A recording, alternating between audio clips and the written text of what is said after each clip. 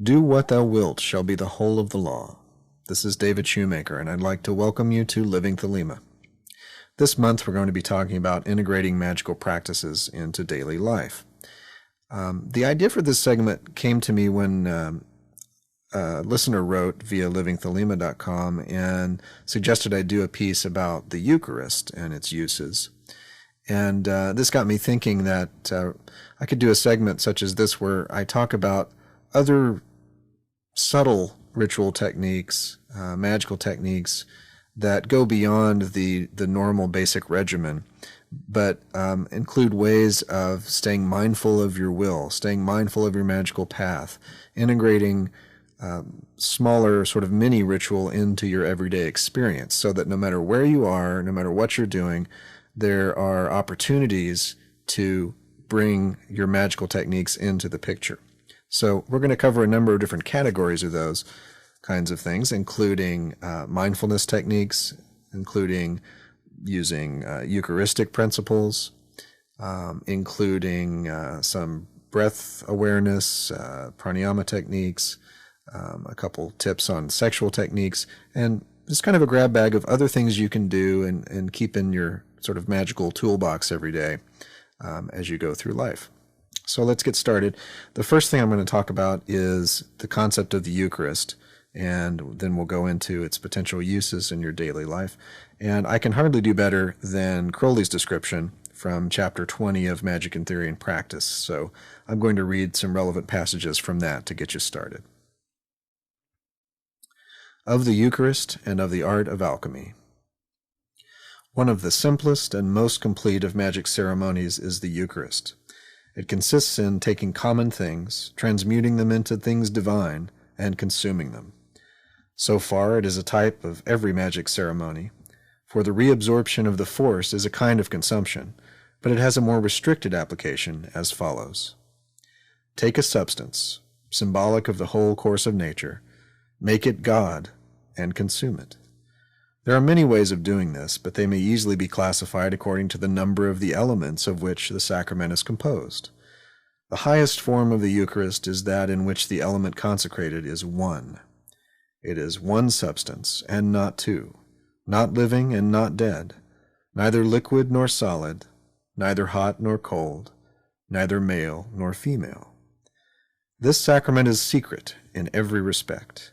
For those who may be worthy, although not officially recognized as such, this Eucharist has been described in detail and without concealment, somewhere in the published writings of the Master Therion.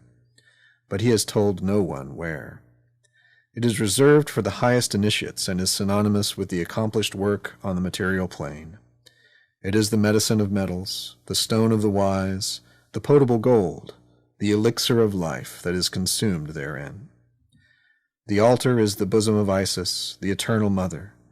The chalice is in effect the cup of Our Lady Babylon herself. The wand is that which was and is to come. The Eucharist of two elements has its matter of the passives. The wafer, pantacle, is of corn, typical of earth. The wine, cup, represents water. There are certain other attributions. The wafer is the sun, for instance, and the wine is appropriate to Bacchus. The wafer may, however, be more complex, the cake of light described in Liber Legis. This is used in the exoteric Mass of the Phoenix, mixed with the blood of the Magus. This Mass should be performed daily at sunset by every magician. Corn and wine are equivalent to flesh and blood, but it is easier to convert live substances into the body and blood of God than to perform this miracle upon dead matter. The Eucharist of three elements has for its basis the symbols of the three gunas. For tamas, darkness, take opium or nightshade or some sleepy medicine. For rajas, activity, take strychnine or other excitant. For sattva, calm, the cakes of light may again be suitable. The Eucharist of four elements consists of fire, air, water, and earth. These are represented by a flame for fire, by incense or roses for air, by wine for water, and by bread and salt for earth. The Eucharist of five elements has for its basis wine for taste, a rose for smell, a flame for sight, a bell for sound, and a dagger for touch. This sacrament is implied in the Mass of the Phoenix in a slightly different form. The Eucharist of 6 elements has Father, Son, and Holy Spirit above, breath, water, and blood beneath. It is a sacrament reserved for high initiates. The Eucharist of 7 elements is mystically identical with that of 1. Of the method of consecrating the elements, it is only necessary to say that they should be treated as talismans. The circle and other furniture of the temple should receive the usual benefit of the banishings and consecrations. The oath should be taken, and the invocations made. When the divine force manifests in the elements, they should be solemnly consumed. There is also a simpler method of consecration reserved for initiates of high rank, of which it is here unlawful to speak. According to the nature of the sacrament, so will its results be. In some, one may receive a mystic grace, culminating in samadhi. In others, a simpler and more material benefit may be obtained. The highest sacrament, that of 1 element, is universal in its operation. According to the declared purpose of the work, so will the result be. It is a universal key of all magic. A Eucharist of some sort should most assuredly be consummated daily by every magician, and he should regard it as the main sustenance of his magical life. It is of more importance than any other magical ceremony, because it is a complete circle. The whole of the force expended is completely reabsorbed, yet the virtue is that vast gain represented by the abyss between man and God. The magician becomes filled with God, fed upon God, intoxicated with God. Little by little his body will become purified by the internal lustration of God. Day by day his mortal frame, shedding its earthly elements, will become in very truth the temple of the Holy Ghost. Day by day matter is replaced by spirit, the human by the divine. Ultimately the change will be complete. God manifest in flesh will be his name. This is the most important of all magical secrets that ever were, or are, or can be. To a magician thus renewed, the attainment of the knowledge and conversation of the holy guardian angel becomes an inevitable task. Every force of his nature, unhindered, tends to that aim and goal of whose nature neither man nor God may speak, for that it is infinitely beyond speech, or thought, or ecstasy, or silence. Samadhi and Nibbana are but its shadows cast upon the universe. Now, there's really no limit to the different ways one could integrate Eucharist into one's daily magical work, but let me give a couple examples. One, obviously, that I've already mentioned in this passage from Magic in Theory and Practice is the Mass of the Phoenix. There'll be a link to that on the blog. Another example of how a Eucharist of 4 elements could be ritualized and performed is in the Golden Dawn Neophyte ritual. At the end of their Neophyte ritual, they do a process known as the Mystic Repast, and if you look in the Neophyte ritual, there'll be a link to it on the blog. You can see how that could be worded and performed. It's just a way of taking the 4 elements and sequentially experiencing them, communing with them, and it's a good example of one way to work with it. But more immediately, in terms of a Thelemic approach to this, explicitly Thelemic, you could look at the Gnostic Mass. Again, there's going to be a link on the blog, to see how you might adapt this to be your own personal mini-Mass, a little ritual that you can do yourself, by yourself, daily. That would be a Eucharist of 2 elements. Now, if you look at the structure of the Gnostic Mass, it's not hard to see how you might be able to turn this into a ritual you could use on your own, or perhaps with a partner as well. But if you start with section 6 at the consecration of the elements, and just with your wine and your host handy, there you can just walk yourself through those procedures of consecrating the elements, and then invoking the force, divine force, locking that into the elements, combining them, and consuming them. Basically, that's sections 6, 7, and 8 in the Mass. Now, there's an interesting opportunity here to bring in some visualization techniques, and kind of bind them on to the magical benefit of performing this Eucharist ceremony. Probably many of you have run across the idea that you can visualize a desired outcome, and by focusing thought and intention on that desired outcome, it is said that you can increase the probability of the outcome occurring. Now, you can be as skeptical as you like about that theory, but I do encourage you to practice it and come to your own conclusions. And one way you could integrate that principle with the Eucharist that I've just described based on the Mass would be to hold in mind a certain desired outcome throughout the process, the building intensity of consecrating the elements and invoking the force and then uniting the elements and consuming them. You hold that desired outcome in mind, and then upon consuming that Eucharist, charged with that idea, you embody the outcome. You are like a computer that is ready to be programmed with the right software, and the software you've created is the desired outcome. It's the program that you're giving to your new self to run. So just something you might want to play with. The more intensely and vividly you can visualize the desired outcome, the more effective I've found it to be.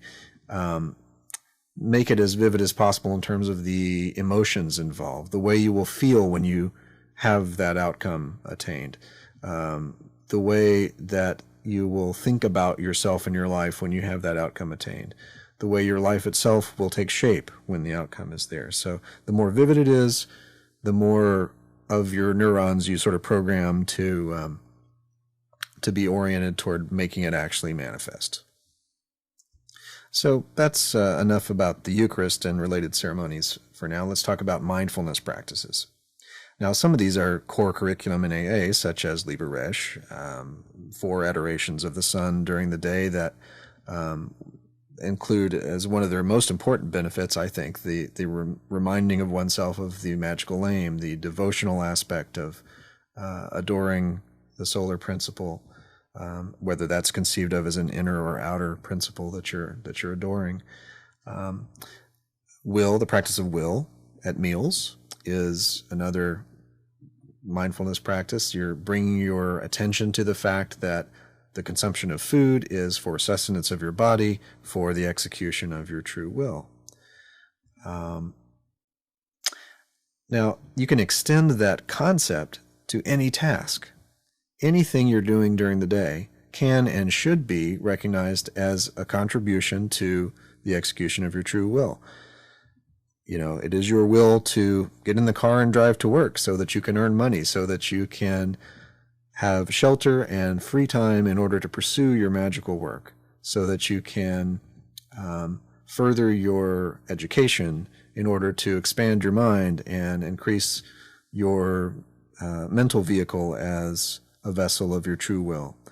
So you can see how this goes. Anything you're doing, you put in service to will. And if you find that you're having difficulty explaining to yourself why something you're doing is in service to your true will, that's an important piece of data in terms of that thing you're doing.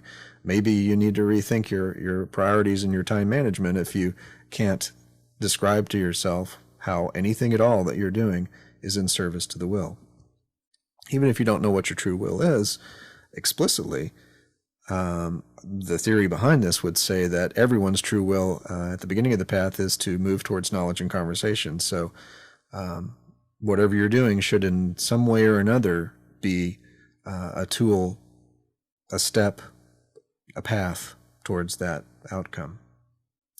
Another thing you can do, which is sort of a mindfulness practice and sort of a balancing practice in your daily life, is in the early stages of the path, one of the ways we conceptualize what we're trying to do is to be a balanced vessel, a balanced microcosm. And that's often described in terms of the pentagram. You're balanced in the 4 elements in spirit. So how can you be mindful of that? How can you live your life in such a way that makes it more likely for you to embody that balance? Well, have a daily practice that you note in your diary every day that corresponds to the 5 elements. For example, each day have a little code. I did this for many months a few years ago. For example, S is spirit, F is fire, W is water, A is air, E is earth. And each day you're going to write in, at the end of the day, those 5 letters and then a number from 1 to 10 that is a rating of how much you embodied that aspect of self. So, earth, how well did you take care of your body that day, 1 to 10? Air, how well did you attend to the aspects of your subconscious and sexuality and the Yesod idea? For water, how much emphasis did you put on a well-functioning intellect that day? For fire, how did you do in terms of devotion to your goal, devotion to the angel, aspiration to the great work? And for spirit, how receptive were you to simply to the light of spirit manifesting through your life? Was your magical lamp lit above your head, so to speak? So if you spend each day in mindful awareness of how you are embodying the pentagram, you may find, sure enough, that you actually embody it better than before. Another technique involves sexual practices. I referenced this briefly in my segment on sexual magic and mysticism, but just as a reminder here in this place, anytime that you have sexual climax, you can devote that ecstasy to Nuit, or to your holy guardian angel. By doing so, you, in my experience, and in the experience of those I've supervised, you can kind of hone the power of your will. You align that will force, that ecstatic will force, with the universe itself, and therefore you become a vessel for the power of the universe in your life. Now let's move on to some pranayama practices. These are in many ways mindfulness practices as well. For example, the simple process of breath awareness, being mindful of the passage of the air in and out of your lungs, and that sort of thing is very powerful when done mindfully and with repetition. The practice called Mahasatipatthana basically begins with a simple mantra-like observance silently as you're breathing, that the breath is moving in, the breath is moving out. And the next thing you know, your awareness has actually shifted to the reality that maybe what's a little closer to what you're actually experiencing is that there's a sensation that the breath is moving in and out. And then with further practice, maybe you become aware that what you're really experiencing, what's truer, is that there's a perception of a sensation that the breath is moving in and out. And then maybe later still, you become aware that what really seems true now is that it is a perception of a tendency to have a sensation that the breath is moving in and out, and so on. What's really happening here, what I think is the deeper purpose of this, is to disidentify with the everyday ego as the center of consciousness. You are, by aid of practices like this, starting to identify more with superconsciousness, with that divine seed within you, rather than your everyday ego. And just watching the breath and watching what is watching the breath, experiencing what is the real observer here, can be a pretty powerful experience. Also along the lines of ego disidentification, as I like to call it, here's a mindfulness practice that also will help you begin to identify more with superconsciousness in moment-to-moment awareness. No matter what is happening to you, no matter how much you like or dislike the reality right in front of you at the present moment, be mindful that you are consciously willing it to be so. You're choosing your present reality. It might be a little truer to say that the HGA has constructed the present reality to be the perfect opportunity for your growth, to be exactly the lesson you need at any given moment to hone you into the perfect vessel for the indwelling of the angel. The truth behind this, I think, as I've alluded to before, is that if you push away the reality right in front of you, if you reject that aspect of Nuit that is manifesting in your life right at that moment, it's like you're refusing to locate yourself on a map and then expecting yourself to get somewhere on the map.